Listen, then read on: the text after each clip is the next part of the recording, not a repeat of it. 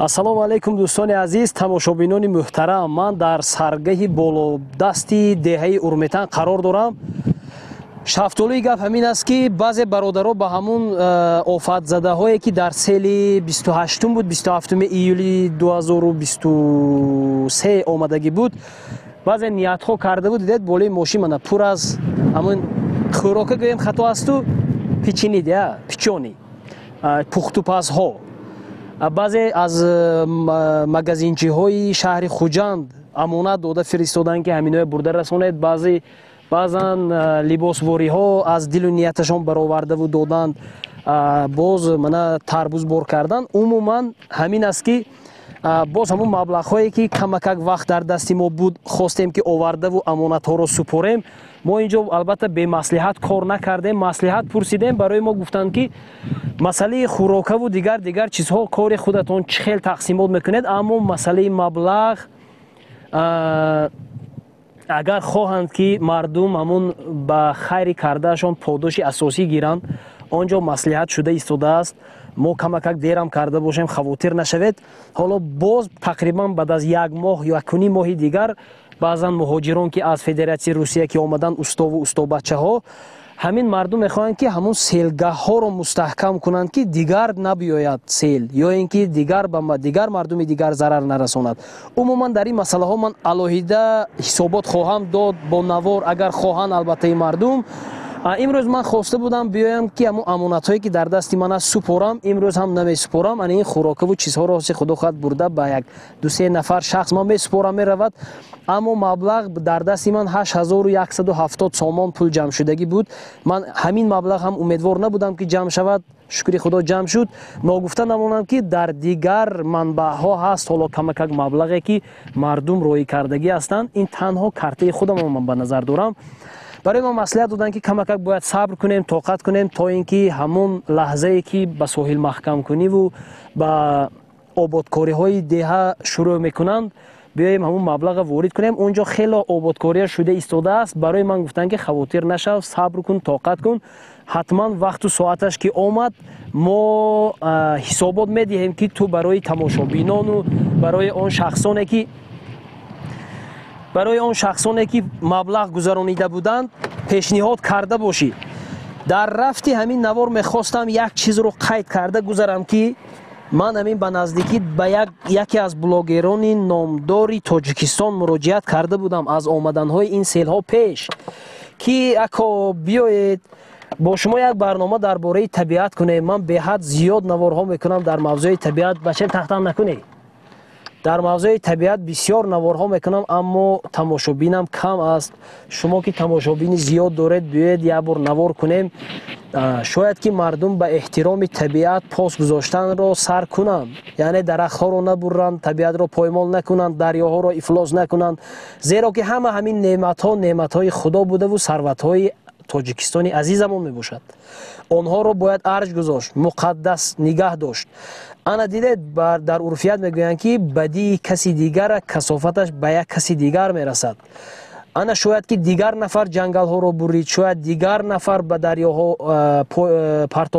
партофт, шояд дигар нафар ба ин муқаддасоти ватану ба ин неъматҳои парвардигор аҷр нагузошт, аммо каси дигар зарар дид. ба ҳамин хотир ман ба он корам не, ман ба ин корам не гуфтан лозим нест. табиатро бояд эҳтиёт кард, табиатро бояд ки муқаддас нигаҳ дошт, обро бояд ифлос накунем. умуман ҳамин гунаву ҳамин гунаҳост. ба ҷавоби сухани ман ҳамун шахси номдори Тоҷикистон, яке аз блогерон ҷавоб дода буданд ки шумо ба як масъалаҳое мечаспед ки ҳеҷ чиз аст. аз паси як дарёчаву аз паси як кӯҳчаву аз паси як табиатча он қадар барнома накунед. инҷо миллион проблемаҳое ҳаст ки бояд ки гирд атрофи он чанг занем. ана ин масъалаҳое ки дар наздикӣ дар Тоҷикистони азизи мо селҳо омада истодаасту, ана бинед чандин хонаҳои мазлуми бечора валангор шуда истодааст. ана ин худаш ҷавоб ба ҳамин гуна шахсоне ки ҳамин гуна ақида доранд ки ин табиат як кӯҳча аст, дарё як дарёчае аст ки ҳеҷ чиз маъно надорад гуфтам. ана ин як ҷавоби бузурге аст ки дидед ин чӣ қадар проблемаи бузургу проблемаи муҳими рӯз аст ки мо бояд табиатро эҳтиёт кунем, дарахтонро зиёд кунем, дарёҳоро ифлос накунем, партовҳоро дар дарёҳо напартоем ва қонун нашиканем ва ғазаби худоро баланд накунем. умуман агар дар ин мавзӯъ сухан кунем хелоҳо зиёд аст.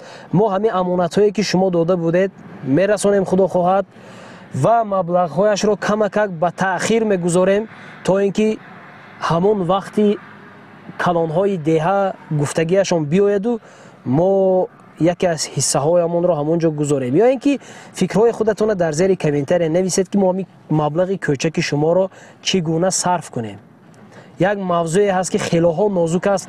хелоҳо гапу калошаҳо дар гирди атрофи ин бисёр давр мезанад. дар он масъалае ки мо ба пули як аз хиёнат кардем накардем, таваккали мо ба худо, мо ҷавобаша рӯзи қиёмат худо хоҳад хоҳем дод. ин масъалаи афсӯшдат накунед, зеро ки иншоаллоҳ ки мо хиёнат накардем.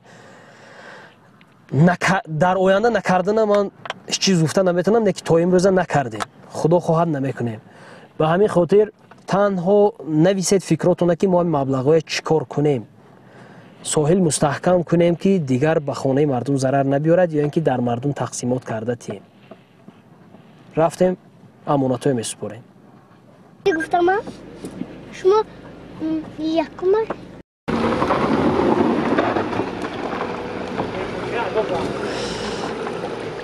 موقع به غلطه میشگم نیو ایوته پای تماشا میکنه تو مای موقع به غلطه مو بسم الله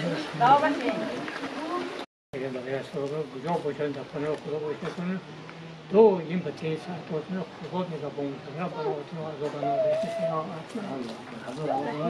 میکنه خیلی مخوره من خدا شکر سیلای لویه برطرف کرده تو اون روزم پرابلمتون فقط میکریشه بود. همین نگه سری عصا کردم همین نه تمی 12 تونوکه شیشه نگی بروش تو خوشونم.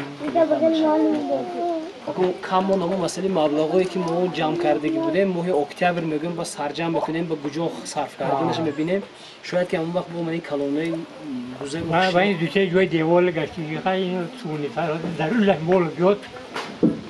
گردو گردی یا نه مولا شلون ما میرسونم برنامه کلام عموما خلاصه گپ همین است عزیزای دل ما همه امانت‌های سپردیم همشان نوار نکردم راستی گپ نخواستم شما برای من انیق و دقیق گویید اول من دل خودم گویم که معقول میشد یا نه من میخواستم که یا 2 یا 3 نفر انتخاب کنم و 2500 میرسد 3000 میرسد چند پولی که تقسیمات میشد یک شماره خوردی آدم انتخاب کرده و هوای همون باقی مانده مبلغ تیم رود بود یک بار فکراتون گویتون من از همین جوابگری خلاص خورم راستیگه 1001 خیل واریانت هم هست با همه تقسیم کرده تیم میگوین 8170 سومون 100 سومی هم نمیرسد اگر به همه تقسیم کرده تیم اگر به یک نفر تیم جور است به دیگرها یا اینکه با کلانهای دیه سپوریم تا با همون با آبادکاری ها همراه کنن همین مبلغ ها رو یعنی با ساحل مستحکم کنیم با کوچه تازه کنیم من نمیدونم عموما من چیکار کنم همین مبلغ رو با من کمک کنید من از پی اجرای وظیفه در دوش داشته خود شوم و از همین مسئله فارغ باشم به همین خاطر 2 یا 3 نفر یافته تقسیم کرده تیم شما راضی هستید یا نه در زیر کامنتاری هم نویسید که برای که با من پگاه در مغز مردم جوابگر نشوم و زبان درازی هم از همان باشد که من در زیر کامنتاری خودتون آواز دادید به همین خاطر کوشش کنیم که همین امانت هم من خلاص می‌کردم دیگر خودم رو خرسند حس می‌کردم پناهتون به خدا خودتون احتیاط کنید خدا حافظ